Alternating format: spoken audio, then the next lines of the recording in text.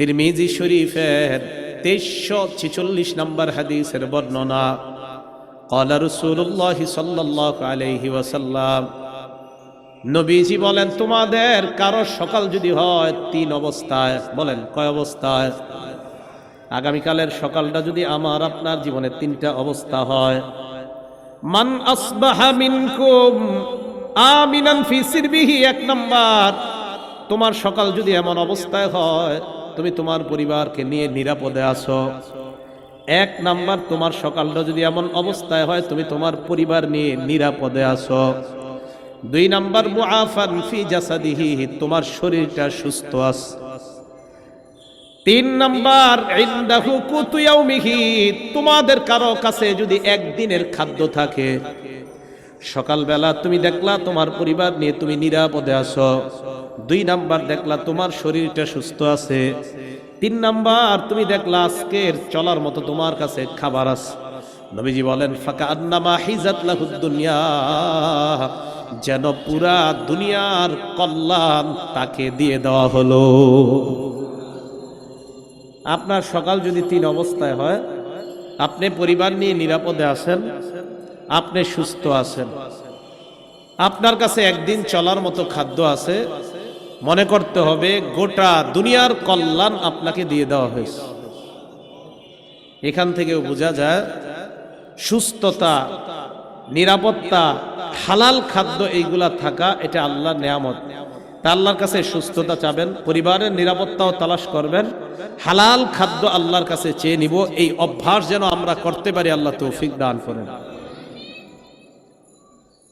সহিহুল জামে কিতাবের নাম, 1730 নম্বর হাদিসের বর্ণনা।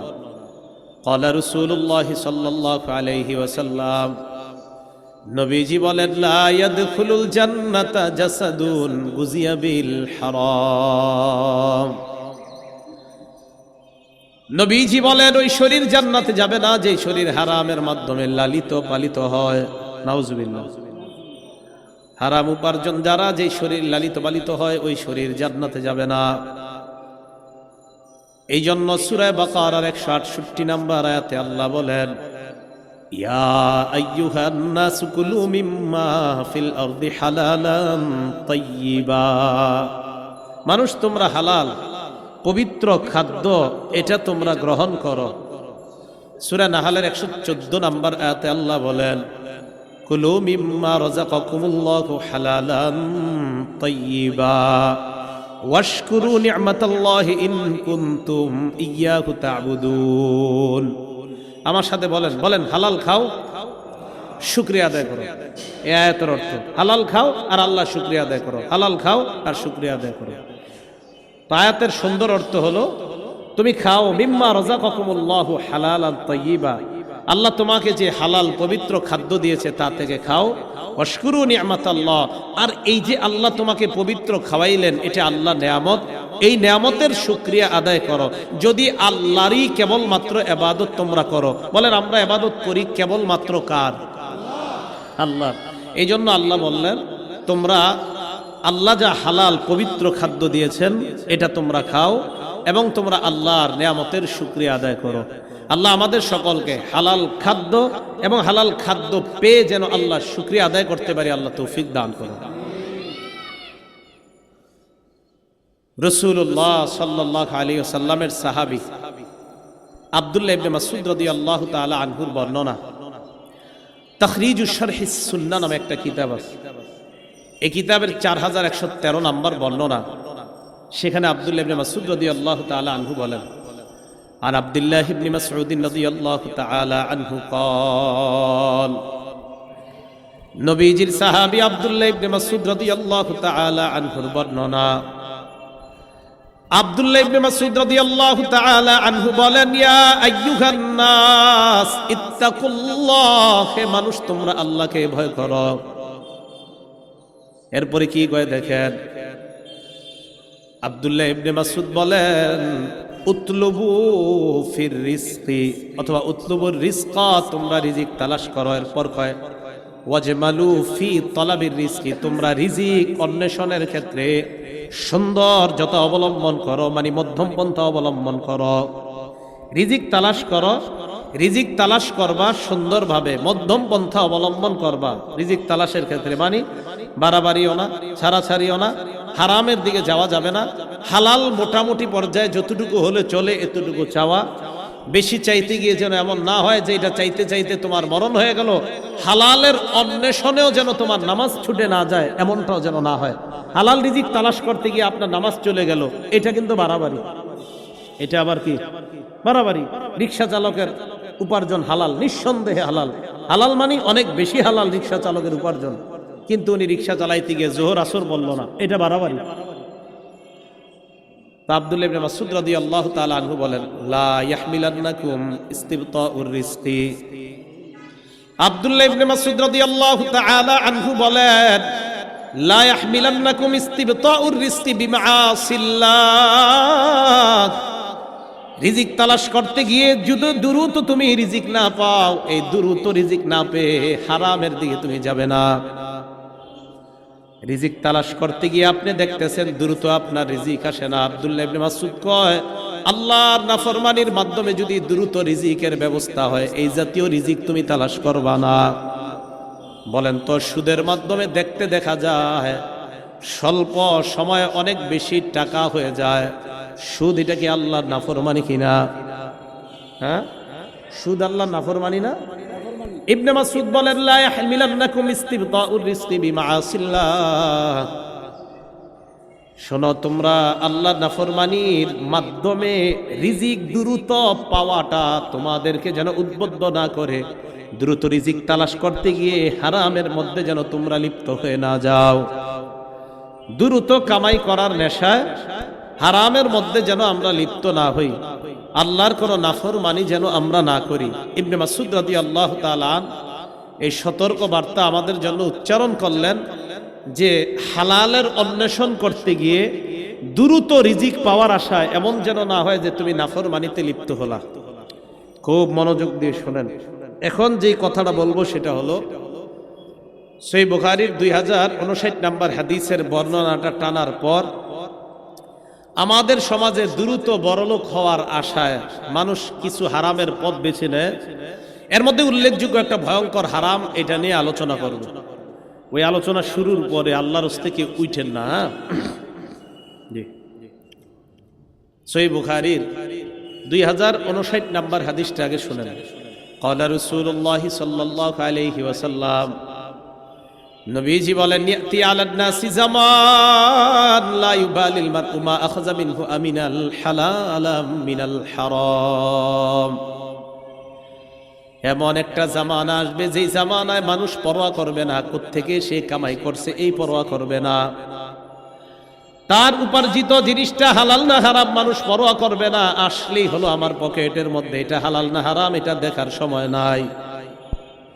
নবীজি বলেন, এমন একটা সময় আসবে মানুষ পরোয়া করবে না সে কি হালাল কামাই করলো না হারাম কামাই করলো। নবীজি বলছে এমন একটা জামানা আসবে। আপনারা বলেন তো, এই জামানা কি আসবে না চলতেছে? এই জাতীয় একটা ভয়ঙ্করতম হারাম, যদিও আমাদের বাংলাদেশের শব্দটা অপরিচিত, আপনারা শোনার পর বলবেন এটা অপরিচিত কিনা। আমাদের বাংলাদেশে যদি পরিচিত হয় বলবেন। এই ভয়ঙ্করতম একটা হারামের নাম হলো সুদের মাধ্যমে উপার্জিত সম্পদ। কিসের মাধ্যমে? এটা আমাদের বাংলাদেশে অপরিচিত হলেও বহির্বিশ্বে এটা পরিচিত। বাংলাদেশে এটা পরিচিত, তাহলে তো বাংলাদেশে যদি পরিচিত হয় তো ভালো করে একটু শুনতে হয়, ঠিক না? তাহলে সুদ আমাদের দেশে পরিচিত না? আপনারা কি সবাই সুদ চিনেন? মানে খান আর না খান সমস্যা নাই, সুদের নাম শুনছেন তো? আমাদের দেশে কি সুদ আছে? সুদ হালাল না হারাম? হারাম। তো আমাদের দেশেও তাহলে যেই পদ্ধতিতে উপার্জন, হারাম উপার্জন আমাদের কাছে আসে, এই পদ্ধতির একটা ভয়ঙ্করতম পদ্ধতি হলো সুদ। কারণ এটা অনেকে অনেক নাম দেয়, বিভিন্ন নামে বেনামে সুদ খায়, বিভিন্ন নাম দিবে, মুনাফা, ইন্টারেস্ট, আরো অনেক নাম আসবে। তো এই জাতীয় নামের মাধ্যমে সুদ, সুদে, এটা যত নামে দেন, সুদের নাম যদি কোনো কারণে যদি সুদের নাম দিয়ে দেন যে আল্লামা সুদ, কোনো কারণে যদি সুদের নাম এরকম ভালো দেন, মুনাফা তো একটা সুন্দর শব্দ, ইন্টারেস্ট সুন্দর শব্দ, সুদের সাথে যত ভালো জিনিসে আপনি লাগান কিয়ামত পর্যন্ত এটা হারাম, এটা হালাল, কোনো ভালো যত পদ্ধতি অবলম্বন করেন এটা ভালো হবে না। তাহলে আল্লামা লাগান আর ইসলাম লাগান, কি লাগান? আল্লামা লাগান আর এটার সাথে ইসলাম লাগান, আর যাই লাগান সুদ সুদি। সুদের ব্যাপারে 13টা কথা, জোরে বলেন কয়টা? 13টা। 1 নাম্বার, যারা সুদ খান, যারা সুদ খায়, মাইকের আওয়াজেও যারা শুনছেন সুদখোর যারা আছেন, এই যারা আপনারা সুদের সাথে জড়িত আছেন, আপনাদের জন্য আল্লাহ আর তার রাসূলের পক্ষ থেকে যুদ্ধের ঘোষণা করা হয়েছে। কিসের ঘোষণা? যুদ্ধের ঘোষণা করা হয়েছে। সূরা বাকারা 278 279 নম্বর আয়াতে আল্লাহ বলেন, ইয়া আইয়ুহাল্লাযীনা আমানুত্তাকুল্লাহ ওয়া যারু মা বাকিয়া মিনার রিবা ইন কুনতুম মুমিনিন। আল্লাহ বলেন, হে ঈমানদারগণ, তোমরা আল্লাহকে ভয় করো, যদি তোমরা মুমিন হও সুদের কারবার ছেড়ে দাও। আয়াতের অর্থটা আবার শুনেন, দেখেন কি কয়, হে ঈমানদারগণ তোমরা আল্লাহকে ভয় করো, যদি মুমিন হও সুদের কারবার ছেড়ে দাও। ডাক দিছে কি বইলা? ঈমানদার বইলা। শেষে আবার কি বলতেছে দেখেন, যদি মুমিন হও সুদের কারবার ছেড়ে দাও। আজীব শব্দ আল্লাহ বললেন, ডাক দিলেন ঈমানদার বলে, শেষের দিকে বললেন যদি মুমিন হও সুদের কারবার ছেড়ে দাও। কত মায়া করে ডাক দিয়ে বললেন, হে ঈমানদার আল্লাহকে ভয় করো। দেখেন কি কয়, হে ঈমানদার যদি তুমি মুমিন হও সুদের কারবার ছেড়ে দাও। ওনারা আমি বললাম, আব্দুর রহমান ভাই যদি আপনি আব্দুর রহমান হন তাহলে এখানে আসেন। আল্লাহ বলছে ঈমানদার যদি তুমি মুমিন হও তো সুদের কারবার ছেড়ে দাও। ঠিক, কি সুন্দরভাবে বলতেছে। ফাইল্লাম তাফালু, আমি আল্লাহ বলার পর যদি তোমরা সুদের কারবার ছেড়ে না দাও, ফাজানু বিহারবিম মিনাল্লাহি ওয়া রাসূলি, তাহলে আল্লাহ আর তার রাসূলের পক্ষ থেকে যুদ্ধের ঘোষণা জেনে নাও। তাহলে যারা সুদ খায় তারা আল্লাহ আর আল্লাহ রাসূলের পক্ষ থেকে যুদ্ধের ঘোষণা নিয়ে নিস। এই জন্য আজকে থেকে সুদের কারবার ছেড়ে দেন। আল্লাহ কয়, ঈমানদার তুমি যদি মুমিন হও সুদের কারবার ছেড়ে দাও, যদি না ছাড়ো নবীর পক্ষ থেকে যুদ্ধের ঘোষণা নিয়ে নাও। 2 নাম্বার, যারা সুদ খায় কিয়ামতের ময়দানে তারা পাগল অবস্থায় উঠবে। কি অবস্থায়? এটা খায়ের না। সূরা বাকারার 275 নম্বর আয়াতে আল্লাহ বলেন, আল্লাযীনা ইয়াকুলুনার রিবা, যারা সুদ খায়, লা ইয়াকুমুনা ইল্লা কামা ইয়াকুমুল্লাযী ইয়াতাখাব্বাতুহুশ শাইতানু মিনাল মাস, এরা কিয়ামতের ময়দানে এমন অবস্থায় উঠবে যেন শয়তান তাদেরকে স্পর্শ করে পাগল বানায়া দিছে। যালিকা বিআন্নাহুম ক্বালু ইন্নামাল বাইউ মিসলুর রিবা, এটা এই কারণে তারা দুনিয়ার মধ্যে বলতো ব্যবসা সুদের মতো। বলেন নাউজুবিল্লাহ। ব্যবসা কি সুদের মতো? আল্লাহ বলেন আহাল্লাল্লাহুল বাইআ, আল্লাহ ব্যবসাকে হালাল করেছেন। ওয়া হাররামার রিবা, আল্লাহ সুদকে হারাম করেছেন। এখন মনে করেন আমি একটা অফিস বানাইলাম, অফিসের মধ্যে দেয়ালে লেখা আহাল্লাল্লাহুল বাইআ ওয়া হাররামার রিবা, আমার অফিসের দেয়ালে লেখা আল্লাহ ব্যবসাকে হালাল করেছেন, সুদকে হারাম করেছেন, কিন্তু আমার অফিসের কর্মকাণ্ড সব সুদের। হ্যাঁ, পিছনে লেখার মানে কি? আমি অফিসে লিখে রাখলাম আল্লাহ সুদকে হারাম করেছেন, ব্যবসাকে হালাল করেছেন, আর আমি ওইটাকে কেন্দ্র করে আপনাদেরকে সুদি কারবারে আহ্বান জানাচ্ছি। তাহলে এটা যতই আমি লিখে রাখি আর যদি সুদি কারবার করি, তো বলেন তো লিখে রাখার পরেও যদি সুদি কারবার বলি তো এই সুদ কি হালাল হবে না হারাম? সুদ এটা হারাম। 3 নাম্বার, যারা সুদ খায় দুনিয়াতে, এই জায়গায় আমি সবার জন্য দোয়া করি, আল্লাহ যেন কাউকে সুদি কারবারে লেনদেন অবস্থায় মৃত্যু না দেয়। সুদ থেকে ফিরিয়ে খুব দ্রুত যেন আল্লাহ ওই বান্দাকে নিয়ে আল্লাহ যেন তাকে হেদায়েত দিয়ে দেয়। সুদি লেনদেনে যদি মৃত্যু হয়ে যায়, কারো এমন মরণ না হোক, যদি হয় কিয়ামতের ময়দানে এই ব্যক্তি এমন অবস্থায় উঠবে, মনে হবে তার এই গলার মধ্যে কেউ চেপে ধরে শ্বাসরোধ করে তাকে কেউ হত্যা করতে চাইতেছে, হা হা করে ফাঁসি লাগাইলে যেমন মনে হয়, এমন অবস্থায় সুদখোর কিয়ামতের মাঠে উঠবে। উমদাতুত তাফসীর 1 নম্বর খণ্ড 330 নম্বর পৃষ্ঠা। আর আব্দুল্লাহ ইবনে আব্বাস রাদিয়াল্লাহু তাআলা আনহুমা قال, আব্দুল্লাহ ইবনে আব্বাস রাদিয়াল্লাহু তাআলা আনহুমার বর্ণনা, তিনি বলেন, আকিলুর রিবা ইউবাসু ইয়াউমাল কিয়ামাতি মাজনুনান ইউখনাক। সুদখোরকে কিয়ামতের ময়দানে এমন অবস্থায় উঠানো হবে, দেখলে মনে হবে পাগল, আর মনে হবে তাকে শ্বাসরোধ করে হত্যা করা হচ্ছে, দেখলে এমনটা মনে হবে। 4 নাম্বার, আপনাদের এই এলাকায় যারা সুদ খায়, যারা সুদি কারবারের লেনদেন করে, তারা এই এলাকার জন্য আল্লাহর আযাব বৈধ করে নেয়। এই দেখেন, এই এলাকার নাম মুগদা। এখন আপনারা সুদ খান না অনেকে, কিন্তু যারা খায় তারা ওই এলাকার জন্য আল্লাহর গজবকে বৈধ করে নেয়। মানে আল্লাহ গজব দিতে চান না, কিন্তু যারা সুদের কারবার করে তারা আল্লাহর গজবকে বৈধ করে নেয়।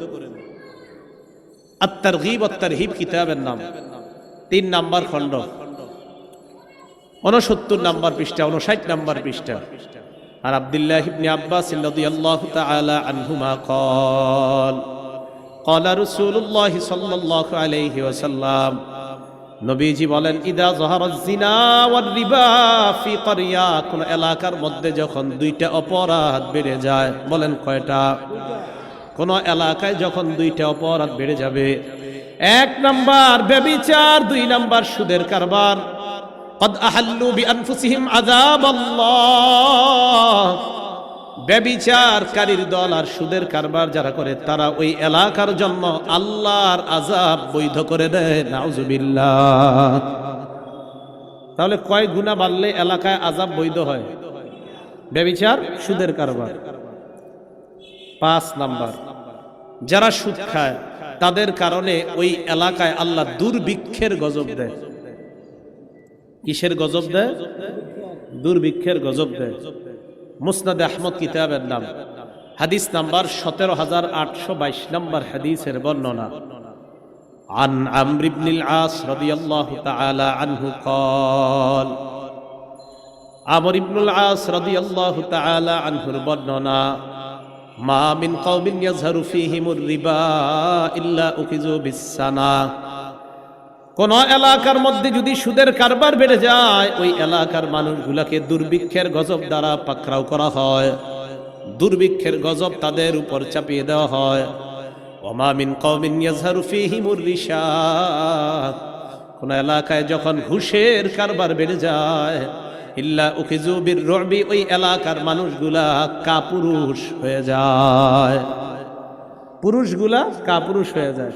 সুদের কারণে এলাকায় দুর্ভিক্ষ হয়, ঘুষের কারণে পুরুষরা কাপুরুষ হয়ে যায়। দাবি করবেন যে আমরা এই এলাকায় 100% মুসলমান, কিন্তু কাজে করবে দেখা যাবে আপনারা কাপুরুষের মতো আচরণ করবেন। কেন? ঘুষের কারবার বেড়ে গেলে সাহসী পুরুষগুলাও কাপুরুষ হয়ে যায়। 6 নাম্বার, যারা সুদ খায় তারা পেটে সাপ ঢুকায়। কি ঢুকায়? সাপ। সাপ সাপ চিনেন তো আপনারা? হ্যাঁ, সবার চেহারাগুলো কেমন জানি মরা মরা লাগতেছে। সুদের আলোচনার আগ পর্যন্ত তো ভালোই ছিল সব। হ্যাঁ, এখন দেখি একটু, আরে চলবে তো অবশ্যই, চেহারা কালো হলেও চলবে, না হলেও চলবে, এই টেনশন করি না। যারা সুদ খায় তারা পেটে সাপ ঢুকায়। ইবনে মাজাহ হাদিস নাম্বার 2273 নম্বর হাদিসের বর্ণনা। আন আবি হুরায়রা রাদিয়াল্লাহু তাআলা আনহু قال, قال رسول الله صلى الله عليه وسلم, আবু হুরায়রা রাদিয়াল্লাহু তাআলা আনহুর বর্ণনা, আল্লাহ নবী বলেন, আতাইতু লাইলাতান উসরিয়া বি আলা কওমিন, আমি মেরাজে যখন গেলাম, এমন একদল মানুষের পাশ দিয়ে গেলাম, যে মানুষগুলার দিকে তাকায় দেখলাম বুতুনুহুম কাল বুয়ুত, তাদের পেটগুলা বিশাল বড় বাড়ির মতো। পেট কিসের মতো? বাড়ি। ফিহা আল হাইয়াত তুরাবিন খারিজি বুতুনিহিম। আল্লাহ নবী কয় বাহির থেকে তাকায় দেখি তাদের পেটের মধ্যে বিশাল বড় বড় সাপ দৌড়ায়। বাহির থেকে সাপ দেখা যাইতেছে, সাপ দৌড়ায়। ফাকুলতু মান হাউলাই ইয়া জিবরিল, আমি প্রশ্ন করলাম জিবরিল এরা কারা? জিবরিল জবাব দেয় হাউলাই আকালাতুর রিবা ইয়া রাসূলুল্লাহ, হুজুর এরা হলো সুদখোরের দল। নাউজুবিল্লাহ। সুদ খাওয়া মানে পেটে সাপ ঢুকানো। ভাই এই অপরাধটা কইরেন না, এতে আপনার দুনিয়াও বরবাদ হয়ে যাচ্ছে, আখেরাতও বরবাদ। আপনি কার জন্য সুদ খান? আপনি এই হারামটা কার জন্য নিচ্ছেন? আপনার ছেলে মেয়ে বিবির জন্যই তো। আগের জামানায় মানুষ মারা গেলে মানুষ মানুষকে মনে রাখতো কিছুদিন, মোটামুটি মনে রাখতো। এই যুগে মারা গেলে কিন্তু আজকে মারা গেছেন না, কালকে সকাল থেকে আপনার ছেলে আপনার মনে রাখবে না। ওর মতো ওর মোবাইল টোবাইল নিয়ে ব্যস্ত হয়ে যাবে, আপনারে মনে রাখবে না। আপনি কার জন্য সুদ খাইতেছেন? আপনি বিশ্বাস করেন না, আপনি মারা যাওয়ার সাথে সাথে দুনিয়া ওর ঠিক মতো চলবে, আপনি চলে গেলেন, আপনার খোঁজও নিবে না। আপনি মারা গেছেন, শেষ, আপনি মাটির নিচে। 1 বছর পরে মুগ্ধা পুরা এলাকাও ভুলে যাবে আপনি যে এলাকার কেউ ছিলেন। তা আপনি কার জন্য এটা করতেছেন? এই হারামে আপনি হাত দিয়েন না।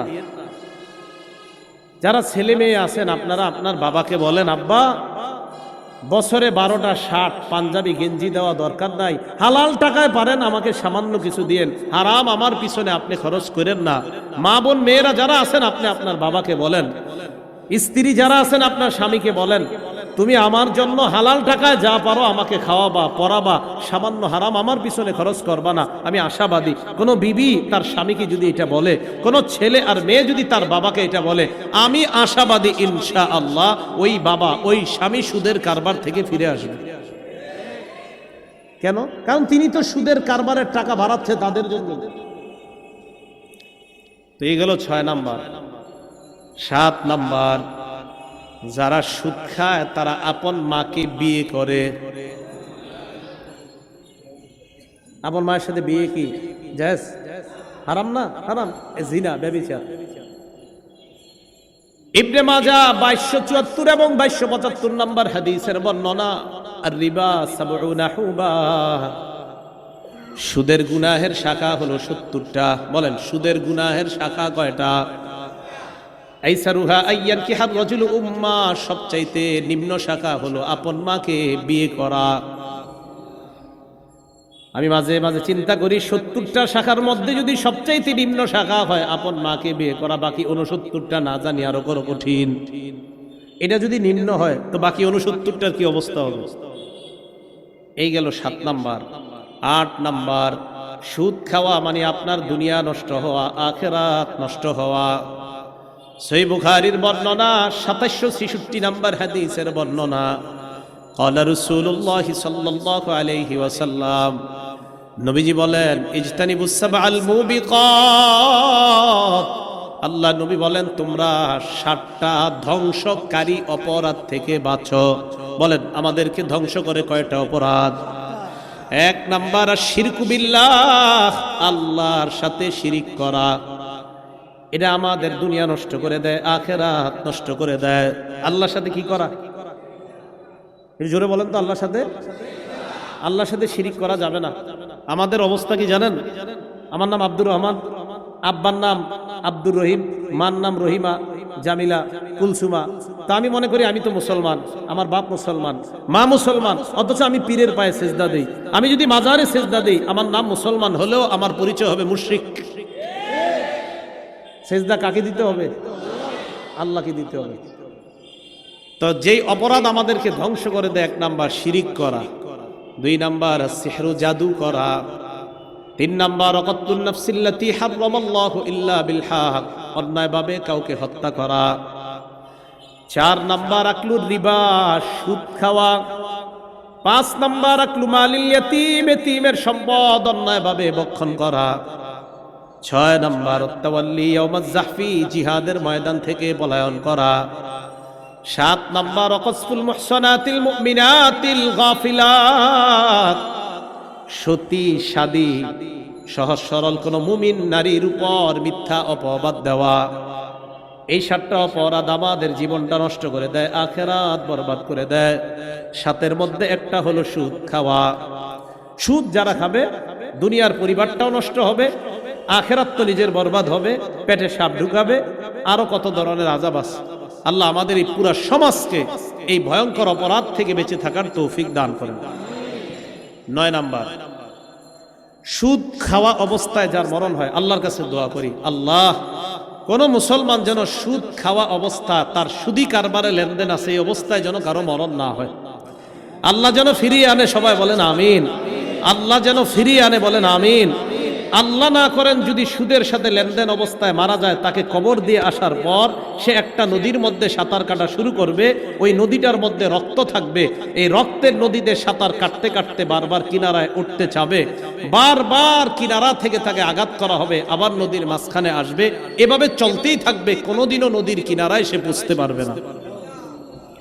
দলিল সহিহ বুখারী 2085 নাম্বার হাদিসের বর্ণনা। عن سمرة بن جندب رضي الله تعالى عنه قال قال رسول الله صلى الله عليه وسلم সামুরা ইবনে জুনদুব রাদিয়াল্লাহু তাআলা আনহু বলেন, ফজরের নামাজের পর আল্লাহ নবী আমাদেরকে একদিন একটা রাতের ঘটনা শুনাইলেন। নবীজি বললেন, রাআইতুল লাইলাতা রাজুলাইন আতায়ান, আমি 2 ব্যক্তিকে দেখলাম আমার কাছে আসছে। ফাখরাজানি ইলা আরদিন মুকদ্দাসা, আমাকে একটা পবিত্র জমিনের কাছে নিয়ে যায়। পবিত্র ভূমির কাছে যাওয়ার পর নবীজি বলেন, আমরা 3 জন চলতে লাগলাম। ফান্তালাকনা হাত্তা আতাইনা আলা নাহরিম মিন দাম, চলতে চলতে একটা নদীর কাছে গেলাম, ওই নদীর মধ্যে তাকিয়ে দেখলাম নদীর মধ্যে রক্ত আর রক্ত। আমাদের দেশে নদীতে কি আছে? পানি আছে। নবীজি বলেন, ওই নদীর মধ্যে আমি দেখলাম রক্ত আর রক্ত। হঠাৎ আমি দেখলাম নদীর মাঝখানে এক ব্যক্তি দাঁড়িয়ে আছে, ফিহি রাজুলুন কাইম, এটা নদী মনে করেন, মাঝে এক ব্যক্তি। ওয়ালা ওয়াসতিন নাহরি রাজুলুন বাইনা ইয়াদাইহি হিজারা, নদীর কিনারায় আরেকজন, তার সামনে পাথর আর পাথর। ফাআকবালা রাজুলুল লাযী ফিন নাহরি, নদীর মাঝখানের লোকটা নদীর কিনারার দিকে রওনা করছে। নদীর কিনারায় যিনি দাঁড়িয়ে আছে, রমার রাজুলু বিহাজারিন ফিহি, নদীর কিনারার লোকটা একটা পাথর নিয়ে সাঁতার কাটি লোকটার মুখ বরাবর মারে। রাদ্দাহু হাইসু কানা, পাথরের আঘাতে লোকটা আবার নদীর মাঝখানে চলে যায়। নবীজি বলেন, কুল্লামা জা আলিয়াখরুজা, যতবার বের হতে চায় ততবার পাথরের আঘাত খায়, আবার নদীর মাঝখানে চলে যায়। জিবরিল আমিন আমাকে বলে, আল্লাযী রাআইতাহু ফিন নাহরি আকিলুর রিবা, ইয়া রাসূলুল্লাহ, আপনি যাকে নদীর মধ্যে সাঁতার কাটতে দেখলেন এটা হলো সুদখোর। নাউজুবিল্লাহ, আল্লাহ হেফাজত করেন। তো সুদী লেনদেন অবস্থায় যদি মারা যায়, একটু চিন্তা করেন কত ভয়ঙ্কর অবস্থা হবে। 10 নাম্বার, যে ব্যক্তি সুদ দেয়, যে ব্যক্তি সুদ খায়, যে সুদের কারবার লেখে, যে সুদের সাক্ষী দেয়, এই 4 শ্রেণীকে আল্লাহ রাসূল সাল্লাল্লাহু আলাইহি সাল্লাম অভিশাপ দেয়। যে সুদ খায়, যে সুদ দেয়, যে সুদের কারবার লেখে, যে সুদের সাক্ষী দেয়, এই 4 শ্রেণীকে আল্লাহ রাসূল অভিশাপ দেয়। নাসাই শরীফের 5103 নম্বর হাদিসের বর্ণনা। عن علي بن أبي طالب رضي الله تعالى عنه أن رسول الله صلى الله عليه وسلم لعن آكل الربا وموكلا وكاتبا, পরের বর্ণনায় ওয়াশাহিদা। আলী রাদিয়াল্লাহু তাআলা আনহু বলেন, আল্লাহ নবী সুদখোরকে অভিশাপ দেয়, সুদদাতাকে অভিশাপ দেয়, সুদের লেখককে অভিশাপ দেয়, সুদের সাক্ষ্যদাতা যে তাকে অভিশাপ দেয়। 4 শ্রেণীকে আল্লাহ নবী অভিশাপ দেয়। এলাকায় অনেক সহজ সরল মানুষ আছে যারা সুদে টাকা লাগায়, তো এরা কি করে, ওই সহজ সরল মানুষগুলারে সাক্ষী রাখে। ভালো মানুষ, নামাজি ব্যক্তি এদেরকে সাক্ষী রাখে। প্রিয় নামাজি ভাইয়েরা শোনেন, সুদের সাক্ষীও দিবেন না, সুদের সাক্ষী যদি দেন তাও নবী আপনার অভিশাপ দিবে। এই জন্য সুদের লেখা, সুদের সাক্ষীদাতা, আপনি দেখেন আপনি একজন নামাজি ব্যক্তি, সুদের সাক্ষী আপনি দিলেন, খাইলেনও না, ধরলেনও না, ফাও ফা নবীর অভিশাপের তলে কেন পড়বেন? এজন্য সুদের সাক্ষী দিবেন না, সুদের লেখাও লিখবেন না, সুদ খাবেন না, সুদ দিবেন না। এই 4 শ্রেণীর অন্তর্ভুক্ত হওয়া থেকে আল্লাহ আমাদেরকে হেফাজত করে। 11 নাম্বার, জেনে শুনে সামান্য পরিমাণ সুদ খাওয়া মানে 36 বার ব্যভিচার করার চাইতে বড় অপরাধ করা। জেনে শুনে সামান্য পরিমাণ সুদ খাওয়া, কমান সাউন্ড কমান, জেনে শুনে সামান্য পরিমাণ সুদ খাওয়া মানে 36 বার ব্যভিচারের চাইতে বড় অপরাধ করা। হাদিসের কিতাবের নাম মুসনাদ আহমদ। এই কিতাবের 22,007 নম্বর হাদিসের বর্ণনা। দিরহামু রিবান ইয়াকুলুহু রাজুল ওয়া হুয়া ইয়ালাম আশাদ্দু মিন 36 জিনা। জেনে শুনে 1 দিরহাম পরিমাণ সুদ খাওয়া 36 বার ব্যভিচার করার চাইতে বড় অপরাধ করা। ভাইয়েরা, সুদ খায়েন না, মেহেরবানি করে অপরাধটা থেকে বেঁচে থাকেন। আল্লাহ আমাদের সকলকে হেফাজত করেন। আল্লাহ বলেন ইয়ামহাকুল্লাহুর রিবা ওয়া ইউরবিস সাদাকাত। সুদ আল্লাহ ধ্বংস করে দেয়। বলেন সুদ আল্লাহ কি করে দেয়? সবাই বলেন সুদ আল্লাহ কি করে দেয়? তাহলে সুদের উপার্জিত যেই অর্থ আমরা দেখি, যত বাড়তি হোক না কেন, যত বেশি হোক না কেন, এটা আল্লাহ কি করে দেয়? ধ্বংস করে দেয়। 12 নাম্বার, আবারও ওই দোয়া করি, আগের দোয়া, সুদি লেনদেন অবস্থায় যেন কোনো মুসলমান আমাদেরকে আল্লাহ মৃত্যু না দেয়। সুদি লেনদেনে যদি মারা যান জান্নাত থেকে বঞ্চিত হয়ে যাবেন। 12 নাম্বার, আল মুস্তাদরাক লিল হাকিম কিতাবের নাম। এই কিতাবের 2260 নাম্বার হাদিসের বর্ণনা। নবীজি বলেন আরবাউন হাক্কুন আলাল্লাহি আল্লাহ ইউদখিলাহুমুল জান্নাহ। 4 ব্যক্তির ব্যাপারে আল্লাহর হক, 4 ব্যক্তির ব্যাপারে আল্লাহর হক। দেখেন নবী কি কয়, 4 ব্যক্তির ব্যাপারে আল্লাহর হক হলো তাদেরকে জান্নাত না দেওয়া। 4 জনকে জান্নাত না দেওয়া এটা আল্লাহর হক। কয়জনকে জান্নাত না দেওয়া আল্লাহর হক? 1 নাম্বার মুদমিনুল খামরি, যে প্রতিনিয়ত মদ পান করে, মদ্যপানে অভ্যস্ত, প্রতিনিয়ত মাদক সেবন করে, এই ব্যক্তিকে জান্নাত না দেওয়া আল্লাহর হক। নিয়মিত মদ পান করে, খাইতে খাইতে মারা গেছে, এই ব্যক্তিকে জান্নাত না দেওয়া আল্লাহর হক। এই জন্য অনেকে দেখবেন আপনার এই মদ পান করতে করতে করতে করতে এক সময় এমন অবস্থা হয় যে তাকে আপনার বিভিন্ন জায়গায় নিয়ে ভর্তি করা হয়। সেখানে যাওয়ার পরে বলে যে আমার মদ লাগবে। কি লাগবে? মদ লাগবে। এই আল্লাহ না করেন এই অবস্থায় যদি মারা যায়, তাহলে তাকে জান্নাত না দেওয়া আল্লাহর হক। এই জন্য অনেক সময় দেখবেন বিভিন্ন দেশে অনেক মদে আসক্ত হওয়া ব্যক্তিরা যখন মারা যায়, যে নিয়মিত মদ পান করে, এর ব্যাপারে দেখবেন যখন প্রশ্ন করে সাংবাদিকরা, হাউ ডিড হি ডাই, সে কিভাবে মারা গেছে, দেখবেন ওখানে পেপারে পরের অংশগুলো কি লেখে একটু দেখেন যে কিভাবে মারা গেল। দেখবেন বলবে অমক মাদক দ্রব্যের অমক নেশার কারণে তার শরীরে এটা সাপ ছোবল দিলে বিষের ক্রিয়ায় মারা গেছে। আমরা বলি মদের এই ক্রিয়ায় সে মারা গেছে, মদ্যপান অবস্থায় সে মারা গেছে। আল্লাহ না করেন যদি মারা যাওয়াটা ওই অবস্থায় হয়, তাকে জান্নাত না দেওয়াই আল্লাহর হক। 2 নাম্বার ওয়া আকিলুর রিবা, যে সুদ খায় ওই সুদি অবস্থায় যদি মারা যায়, তাকে জান্নাত না দেওয়া আল্লাহর হক। 3 নাম্বার ওয়া আকিলু মালিল ইয়াতীম, এতিমের সম্পদ অন্যায়ভাবে ভক্ষণকারীকে জান্নাত না দেওয়া আল্লাহর হক। এতিমের সম্পদ ভক্ষণ বুঝেননি? বড় ভাই মারা গেছে, ছোট ভাইয়ের দায়িত্ব এসে গেছে, এবার ভাতিজা ভাতিজির দায়িত্ব নেওয়া। ছোট ছোট ভাতিজা ভাতিজি আছে, ছোট ভাইয়ের মাথায় সারাক্ষণ ফিকির, এদেরকে বুঝায় শোনায়া কলমের খোঁচায় কিভাবে বড় ভাইয়ের সম্পদ নেওয়া যায়। এটা এতিমের সম্পদ ভক্ষণ করা। মুসলিম শরীফের 1610 নম্বর হাদিস, সারা জীবন মন দিয়ে শুনেন এটা। রাসূল সাল্লাল্লাহু আলাইহি সাল্লাম বলেন মানিক্তাতা আশিবরাম মিনাল আরদ যুলমা, কেউ যদি কারো 1 বিঘত সম্পদ জোর দখল করে নেয়। কয় বিঘত? 1 কাঠা না 1 কাঠা না 1 বিঘত। বলেন কতটুক? 1 বিঘত, মাত্র 1 বিঘত সম্পদ যদি কেউ কারো সম্পদ জোর দখল করে নেয়, তাওয়াকাহুল্লাহু ইয়াহা ইয়াউমাল কিয়ামাতি মিন 7 আরদিনা, কিয়ামতের ময়দানে আল্লাহ তার গলার মধ্যে 7 স্তরের জমিন ঝুলাইয়া দিবেন। একটু চিন্তা করে দেখেন তো, এই জমিন কি কারো গলায় ঝুলাইতে পারবো আমরা দুনিয়াতে? একটু ভাবেন, 7 স্তরের জমিন যদি কারো গলায় ঝুলায়, ওরে দেখা যাবে কেমন?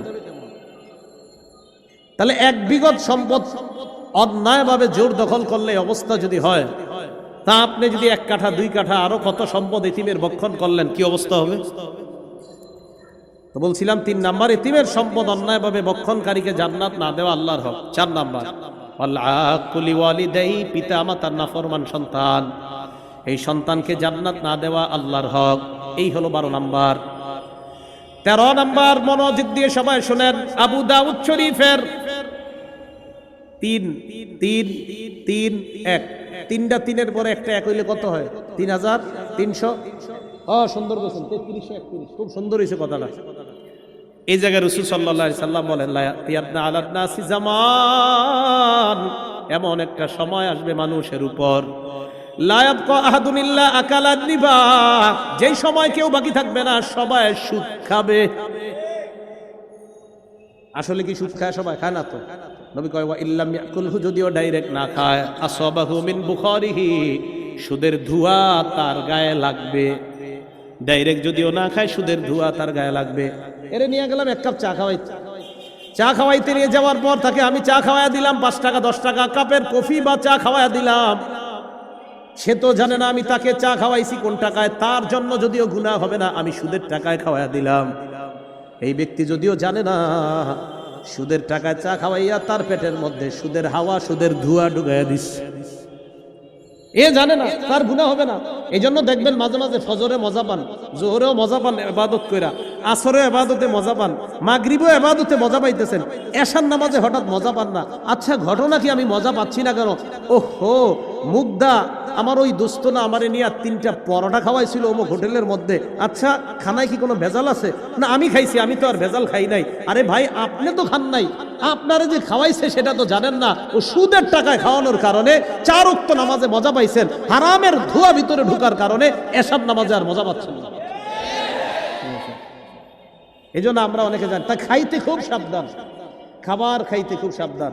পেটে যদি হালাল না যায়, আপনি গুনাহ হবে না যদিও আপনার, কিন্তু আপনার অজান্তে যদি হারাম কেউ দিয়ে দেয়, ইবাদতে মজা পাবেন না, আপনি জানবেনও না। আল্লাহ বুঝার তৌফিক দান করেন। তাহলে সুদের পদ্ধতিতে আমাদের সমাজের মধ্যে যে উপার্জনটা হয়, এটার নাম হারাম। বলেন, এটার নাম কি? আল্লাহ বলছে হালাল খাইতে, নবীজি বলছেন হালাল উপার্জন করতে। আল্লাহ বলেছেন হালাল খাইতে, হালাল উপার্জন করতে, নবী বলছেন হালাল খাইতে, হালাল উপার্জন করতে। হারাম উপার্জন থেকে নবী নিষেধ করেছেন। হারামের মধ্যে ভয়ঙ্করতম একটা পদ্ধতির নাম সুদি পদ্ধতি। এই পদ্ধতিতে যারা উপার্জন করি, 13টা ভয়াবহ অবস্থা। খুব সংক্ষেপে আবার নতুন করে যারা আসছি মনে রাখি। 1 নাম্বার, যারা সুদ খায়, আল্লাহ রসুলের পক্ষ থেকে তাদের জন্য যুদ্ধের ঘোষণা, সূরা বাকারা 278-279 নাম্বার আয়াত। 2 নাম্বার, যারা সুদ খায় কিয়ামতের ময়দানে পাগল অবস্থায় উঠবে, সূরা বাকারা 275 নাম্বার আয়াত। 3 নাম্বার, যারা সুদ খায় কিয়ামতের ময়দানে তাদেরকে শ্বাসরোধ করা অবস্থায় হত্যা করা হচ্ছে, এমন অবস্থায় উঠবে, উমদাতুত তাফসীর 1 নাম্বার খণ্ড 330 নাম্বার পৃষ্ঠা। 4 নাম্বার, যারা সুদ খায় তারা এলাকার জন্য আযাব বৈধ করে নেয়, আত-তারগীব ওয়াত-তারহীব 3 নাম্বার খণ্ড 69 নাম্বার পৃষ্ঠা। 5 নাম্বার, যারা সুদ খায় তাদের কারণে এলাকায় দুর্ভিক্ষ আসে, মুসনাদে আহমদ 17822 নাম্বার হাদিস। 6 নাম্বার, যারা সুদ খায় তারা পেটে সাপ ঢুকায়, ইবনে মাজাহ 2273 নাম্বার হাদিস। 7 নাম্বার, যারা সুদ খায় তারা আপন মাকে বিয়ে করে, ইবনে মাজাহ 2274-2275 নাম্বার হাদিস। 8 নাম্বার, যারা সুদ খায় তাদের দুনিয়া ধ্বংস, আখিরাত ধ্বংস, সহিহ বুখারী 2766 নাম্বার হাদিস। 9 নাম্বার, যারা সুদ খায় মরণের পর কিয়ামত পর্যন্ত রক্তের নদীতে সাঁতার কাটবে, সহিহ বুখারী 2085 নাম্বার হাদিস। 10 নাম্বার, যে সুদ খায়, সুদ দেয়, সুদের সাক্ষী দেয়, সুদের লেখালেখি করে, তার উপর রাসূলের অভিশাপ, নাসাই শরীফ 5103 নাম্বার হাদিস। 11 নাম্বার, জেনে শুনে সামান্য পরিমাণ সুদ খাওয়া, 36 বার ব্যভিচারের চেয়ে বড় অপরাধ করা, মুসনাদে আহমদ 22007 নাম্বার হাদিস। 12 নাম্বার, সুদী অবস্থায় যদি মারা যায় কেউ, আল্লাহ এই মারান আমাদেরকে না দেখ, যদি কেউ মারা যায় তাহলে তার জন্য জান্নাত হারাম হয়ে যায়, জান্নাত থেকে সে বঞ্চিত হয়ে যায়। আল মুস্তাদরাক লিল হাকিম 2260 নাম্বার হাদিস। 13 নাম্বার, এমন একটা সময় আসছে যে সময় সবাই যদিও সুদ না খায়, সুদের হাওয়া অন্তত সবার গায়ে লেগে যাবে। আবু দাউদ শরীফ 3331 নাম্বার হাদিস। আল্লাহ আমাদের এই সমাজকে সুদ মুক্ত সমাজ হিসাবে যেন ইমাম ওলামা যারা আছে তাদের সাথে মিলে মিশে হারাম মুক্ত, বিশেষ করে সুদ মুক্ত একটা সমাজ যেন এই মুগদাবাসী, এই এলাকার আলেম ওলামা এবং আইন শৃঙ্খলা বাহিনী সহ এই এলাকার যারা উপরস্তরের লোক যারা আছে সবাই মিলে মিশে সুদমুক্ত একটা সমাজ গড়ে আল্লাহর গজব থেকে যেন এই সমাজকে হেফাজত করতে পারি, আল্লাহ তৌফিক দান করেন। আমিন। আখিরু দাওয়ানা আনিল হামদুলিল্লাহি রাব্বিল আলামিন।